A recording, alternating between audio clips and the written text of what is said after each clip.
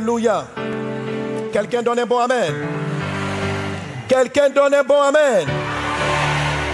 Alléluia. Amen. Et les signes et les prodiges t'accompagnent. Et la grâce et la faveur de Dieu avec toi. Tu vois, jusqu'à présent de te parler de l'avantage d'être un signe et des choses qui t'accompagnent. Alléluia. Gloire à Dieu. 2 Corinthiens chapitre 12 verset 12. Là, Paul dit ceci: les preuves de mon apostolat ont éclaté au milieu de vous par une patience à toute épreuve, par des signes, des prodiges et des miracles. Hébreux chapitre 2 verset 4. Dieu appuyant leur témoignage par des signes, des prodiges et divers miracles et par les dons du Saint-Esprit. Actes des Apôtres chapitre 14 verset 3. Ils restèrent cependant assez longtemps à Icône, parlant avec assurance, appuyés sur le Seigneur, qui rendait témoignage à la parole de sa grâce et permettait qu'il se fît par leurs mains des prodiges et des miracles. Alléluia. Et plusieurs autres passages montrent que lorsque quelqu'un est dans la phase du témoignage, il y a des choses qui l'accompagnent. Des signes, dis avec moi des signes, des prodiges et des miracles. Alléluia. Quand vous commencez à devenir un signe, il y a des choses qui se passent. Les gens des signes, par exemple, il peut arriver qu'ils te voient en rêve en train de résoudre des problèmes dans leur vie. Ça aussi, c'est une expérience que quelquefois plusieurs m'ont ramené. Il dit, parce que je ne sais pas, mais je te vis dans mon rêve, venir faire ceci, venir faire cela. Amen. Pendant la période du Covid, parce qu'il m'a rendu un témoignage. Je n'ai pas compris ce qui s'était passé. Mais en fait, c'est à cause des signes. Un de ses fils spirituels qui était traité par la maladie, il a eu une vision de mort où la mort était venue le chercher. Et les démons l'ont lâché, pas seulement parce qu'il était chrétien, mais parce qu'il était fils. Et c'est le témoignage qui est rend.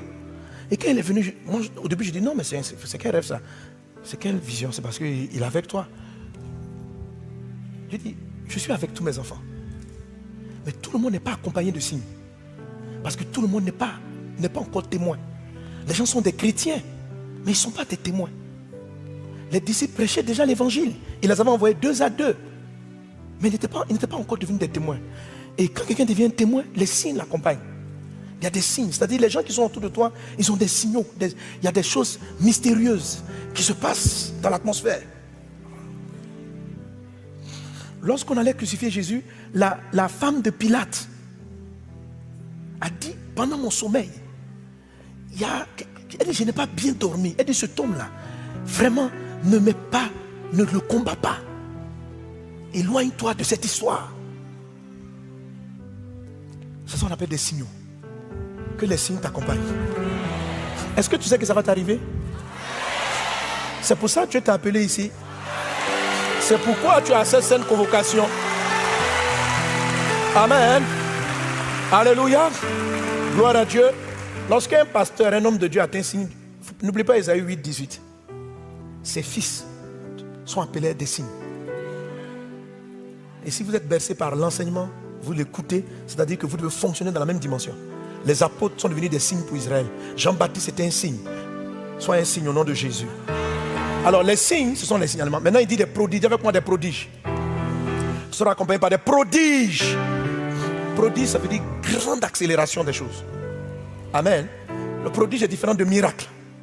Les prodiges et merveilles, en anglais wonders, signs and wonders, ce sont des choses qui émerveillent.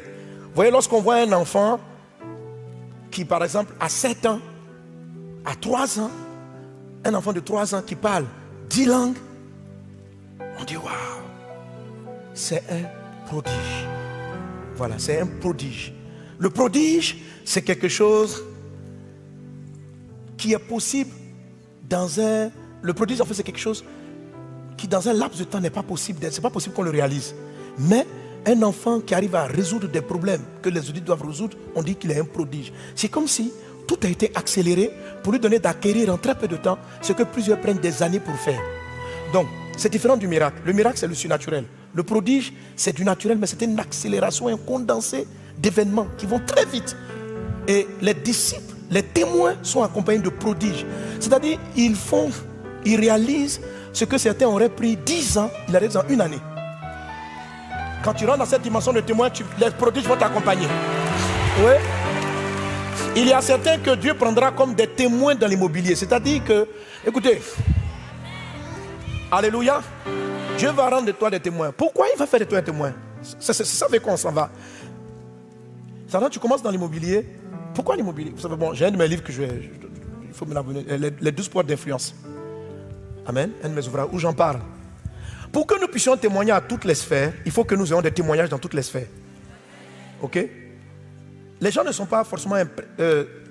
ils entendent que par exemple il y a des paralytiques qui ont marché, mais il y a des sphères que ça ne peut pas toucher de savoir que des paralytiques ont marché. Non. Ce qui les impressionne, c'est le domaine qu'ils connaissent. Quand il y a des miracles, pourquoi Pierre se prosterne devant Jésus? Il se prosterne devant Jésus. Pas à cause des autres miracles que Jésus a fait. C'est lorsqu'il sait la difficulté à trouver du poisson à cette période, après toute une nuit, et qu'il voit que Jésus, d'un claquement de doigts, produit ça. Pierre se met à genoux. Il dit, je te suis. Amen. Quand vous êtes dans un domaine, dans la médecine, et quelqu'un arrive et vous montre que Dieu est le fabricant de la médecine, c'est-à-dire vous êtes plus émerveillé de voir des prodiges dans votre domaine que de voir des prodiges et des miracles dans des domaines, parce que dans des domaines qui ne vous concernent pas du tout. Dans des domaines qui ne vous concernent pas du tout. Vous serez des témoins dans toutes les sphères. Et ça, c'est un de mes messages particuliers, un message de l'épouse. Le temps où les évangélistes étaient simplement dans la prédication en train de prêcher est révolu. On est entré dans une nouvelle saison où des gens seront des évangélistes, des pasteurs, des apôtres, des prophètes dans l'économie, en tant que médecin, en tant qu'infirmier. Alléluia. Amen. Amen. Gloire à Dieu. Je vous ai donné le témoin, il y a des princes du monde arabe qui ont besoin aussi de l'évangile. Ah oui, ils ont besoin de l'évangile. Mais par exemple, une fille, comment elle est arrivée là-bas pour leur parler de Jésus? Elle leur a parlé de Jésus parce que c'est comme si Dieu lui a révélé une recette d'un poulet. Une manière de cuire le poulet. Oui, sérieux. Et son poulet était tellement bon qu'il a commencé à avoir une grande réputation dans la ville. Alors, il y a, pour un sommet à Abidjan, il y a des princes arabes qui sont venus. Et puis quand c'est comme ça, ils veulent visiter la ville, découvrir un peu les mets, tout ça là. Donc son poulet est tellement réputé qu'on dit, il y a une dame qui fait un type de poulet.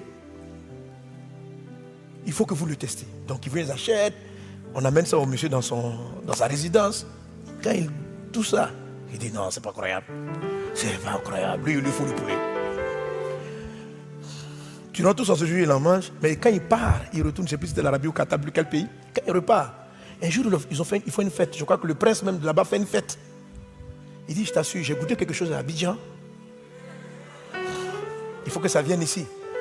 Écoutez, la dame, ils sont partis soulever, elle et son restaurant, payer les billets. On dit, madame, payez les poulets de chez vous. On ne sait pas si nos poulets là-bas vont donner le même goût.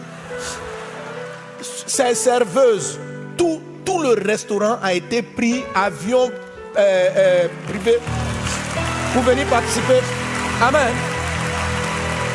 Mais lorsqu'elle se retrouve avec ces personnes, si vous êtes réellement ce que je vais présenter comme étant le témoin, vous êtes un témoin.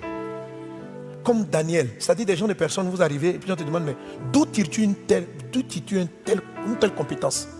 Quelqu'un qui n'a pas honte et qui dit, le Dieu du ciel et de la terre est celui qui pendant un jour, pendant que j'étais en train de prier, il m'a révélé la recette. Écoutez, comment ces gens de personnes vont-ils appeler? Dans quel coup ils vont appeler Pasteur Sanogo pour leur parler de Jésus? Vous pensez qu'eux aussi doivent aller en enfer? Que Dieu ne veut pas leur parler du Seigneur? Ils feront venir des personnes par rapport au domaine dont ils ont besoin. C'est-à-dire qu'il faut qu'il y ait quelqu'un dans le domaine de la cuisine qui soit un témoin. C'est-à-dire qu'il est la preuve réelle que Dieu est celui qui a fabriqué les aliments. Vous savez ça? Est-ce que vous savez que Dieu est le premier cuisinier? Le témoignage, on accède aux personnes par rapport à leur domaine. Si vous restez là juste comme je suis en train de faire la prédication, vous ne toucherez que des gens qui ont envie de venir à l'église. Vous ne pouvez pas toucher des personnes qui ne s'intéressent que par exemple au football. On a besoin de véritables témoins. On a des frères qui jouent au football. Écoutez, vous êtes à l'église, mais vous n'êtes pas encore témoin. Vous allez voir ce qu'on appelle un témoin. Si vous êtes un témoin, le prodige va vous accompagner. C'est-à-dire que ce que les gens prennent des années pour apprendre, en très peu de temps, vous allez avoir des compétences qui amènent les gens à se poser des questions et à te demander, mais pourquoi, comment? Lorsque personne n'arrive à interpréter le songe de Joseph, Pharaon a pris tous les experts en rêve et tous ont échoué. Et Joseph vient. Il ne réfléchit même pas. On vient, on lui dit, voici le roi a fait tel songe. Il t'a expliqué, qu'elle a expliqué. Pharaon dit, il semble que tu saches expliquer. Il ne se rend pas gloire. Il dit, il existe dans le ciel un Dieu. Donc pour la première fois, Pharaon reçoit le message de l'évangile. Mais il n'a pas fait venir Joseph parce qu'il descendait de Jacob. Il n'a pas fait venir Joseph. Il a fait venir Joseph parce qu'il avait un besoin. Et Joseph, dans la prison et dans sa vie, a montré qu'il était accompagné de prodiges. Et c'est ces prodiges qui ont attiré l'attention et qui ont amené Pharaon à l'appeler et à savoir de quoi, qu'est-ce qu'il était. Et Joseph commence à révéler des solutions. Il donne l'interprétation du songe. Il dit, waouh, donc Dieu est réel. Daniel aussi pareil. Le Pharaon oublie, Dieu a fait en sorte que Nebuchadnezzar oublie le rêve. Dieu vient dire à Daniel le rêve qu'il a fait. Il y a des choses que seul Dieu est capable de faire. Donc quand vous voyez des personnes en train de vous dire ça, même quel que soit votre niveau d'incrédulité, que les gens, il faut que le monde entende parler de Jésus et décide délibérément s'ils vont le suivre ou pas le suivre. Et pour cela, il faut des témoins, pas des gens qui expliquent trop. Dis parce que tu parles trop. On veut le voir en live. Alléluia. Je vois des témoins au nom de Jésus. Et des signes au nom de Jésus. Amen. Alléluia. Et ainsi, c'est comme ça que le monde va être évangélisé. On va aller dans les quartiers, vers tous ceux, comme le pasteur a dit, qui crient, qui pleurent. Mais même dans les palais royaux, les gens crient. Ils crient à la détresse, ils crient à la dépression, ils crient. On me parlait de personnes extrêmement riches. Mais qui on me dit, il y a un monsieur dans son, je ne vais pas citer les noms, mais dans son avion, rempli de drogue. Parce qu'ils sont intouchables, ils arrivent, le passeport diplomatique, ils rentrent dans les pays comme ça, mais ils sont bourrés de drogue. Pourquoi des gens si riches qui semblent tout avoir plongent le temps dans la drogue? Pourquoi? Parce qu'il y a un vide. Il y a un vide qui appelle Dieu. Mais pourquoi il ne nous écoute pas? Parce que nous cherchons des prédicateurs. Dieu dit non. Il faut des témoins, pas des prêcheurs. Ça veut dire des gens que j'accompagne avec des prodiges. Une accélération des choses. Alléluia. Amen. Amen. Pourquoi le maire et puis les autorités sont venus voir ici? Parce que c'est un prodige. Ce bâtiment est un prodige. C'est un prodige. C'est un prodige. C'est un prodige. Ils sont curieux. Comment? En peu de temps? Non, c'est pas normal. C'est comment ça? Comment ça s'est passé? Donc, même s'il ne veut pas dire Jésus, mais il commence à dire, mais peut-être qu'il faut qu'on écoute ce dont il parle. Alléluia. Donc, ils ne vous le diront pas, mais le dimanche, ils vont aller chez eux, comme le culte en ligne, ils vont commencer à écouter pour dire, mais qu'est-ce qu'il dit ce monsieur? Et on va voir que non, il ne manipule pas les gens. Il parle d'un Dieu qui aime. Il parle d'un Dieu qui guérit. Il parle d'un Dieu qui libère. Non, on va prendre la médication. Mais il n'y a pas quelqu'un qui a été manipulé. Les gens ne sont pas envoûtés. C'est qu'il prêche. Les gens vont entendre l'évangile. Mais pourquoi ils vont entendre l'évangile? Parce qu'il y a un prodige. Dans la France. Je pensais que tu allais mieux acclamer que ça, vraiment. Alléluia. Que des prodiges t'accompagnent. Dans tous les secteurs de ta vie, dans tous les domaines. Que les prodiges t'accompagnent. Qu'une accélération dans tous les domaines pour faire de toi pour témoigner que ton Dieu est réel, ton Dieu est vrai. Amen. Les prodiges vont t'accompagner. Les miracles. Il dit des signes, des prodiges et des miracles. La troisième chose sont les miracles. Le miracle, c'est l'intervention du surnaturel. Jésus marchait dans le miracle. Il dit, allez faire de toute la nation des disciples. Voici les miracles qui accompagneront ceux qui auront cru. Un chrétien doit vivre le surnaturel. Il faut les miracles. Sinon, vous allez partir dans les banlieues, vous n'allez être que des philanthropes en train de donner à manger. Les gens le font. Ce n'est pas de ça qu'ils ont besoin. Ils veulent voir le ciel sur la terre, que Dieu est réel. C'est-à-dire, amen. Je l'explique dans mon ouvrage sur la bonté. C'est-à-dire, vous arrivez là-bas, Dieu te dit, va aider les jeunes. Amène-les des vêtements, de la nourriture ou aide-les. Tu arrives, Dieu volontairement va te laisser dans le manque pour faire un miracle. Hein? Je vois ça souvent en croisade. Dieu ne me fait pas commencer nos croisades et nos campagnes parce qu'on a toutes les ressources. Il le fait volontairement pour faire éclater sa gloire, afin qu'aucun homme ne puisse dire c'est lui qui l'a fait. Mais tu dois aller avec le peu que tu as. Tu dois aller avec. Dieu fait ça. Écoutez, Jésus, Dieu veut montrer aux gens qu'il est. Il dit aux disciples, nourrissez-les vous-même. Et la Bible dit, il savait ce qu'il allait faire. Il avait un plan. Son plan, c'était quoi? Faire une démonstration de puissance. Sinon, les disciples auraient pu renvoyer la foule et la foule serait partie trouver à manger. Mais il a dit non. Le monde a une solution, mais laissez la solution du ciel arriver. Vous allez partir devant ces jeunes-là, ils verront devant vous. Tu es là, tu vas t'arrêter, tu vas dire, oh, il ne reste plus que 2 kits ou 3 kits pour les familles. Or, j'ai devant moi ici 300 familles qui ont besoin de ce kit alimentaire. Et tu sens l'onction descendre sur toi. Et tu pries pour le kit. Merci Seigneur pour ta grâce divine. Je te rends grâce pour ces 3 kits. À toi la louange, la gloire au siècle des siècles. Tu dis commencer à distribuer. Alléluia. Ce sont des choses que quand vous êtes un témoin, vous les voyez. Vous le voyez. Je me souviens d'un témoignage de pasteur Hortense Karambiri qui... Papa Karambiri dans le témoignage elle était partie dans un endroit. Elle devait distribuer des kits dentaires. Elle nous avait commandé et la foule qui est venue, il n'y en avait pas suffisamment. Dieu crée des choses comme ça. Il n'y en a pas suffisamment. Donc les organisateurs sont venus lui demander discrètement, il ne faut pas qu'on donne ce kit là parce que ça va faire une émeute, les gens vont se plaindre, il n'y en a pas suffisamment, donc mettons de côté. Elle a senti dans son cœur, elle dit on commence la distribution. Les quelques cartons qu'ils avaient, à l'intérieur des cartons, les kits dentaires, brosse à dents, pas de dentifrice, ont commencé à se multiplier. Tout le monde a été servi et il en est resté. Oui. Amen.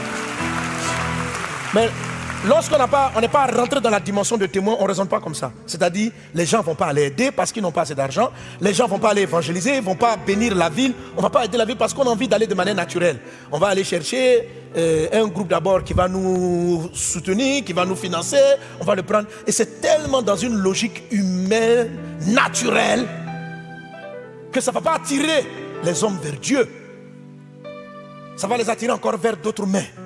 Il ne s'agit pas d'aller témoigner de manière naturelle. Il faut que tu sois accompagné du surnaturel. Et tu es sur le point de vivre cela dans le nom de Jésus. Quelqu'un donne un bon amen. Alléluia. Dis avec moi, je suis un témoin. Je suis un témoin. Amen. C'est que tu te dis, je n'y suis pas encore. Mais la Bible dit, Dieu appelle les choses qui ne sont pas comme si elles étaient. Donc je t'appelle de ce que Dieu veut que tu sois. Et je sais que tu y seras. Et je sais que tu l'es au nom de Jésus.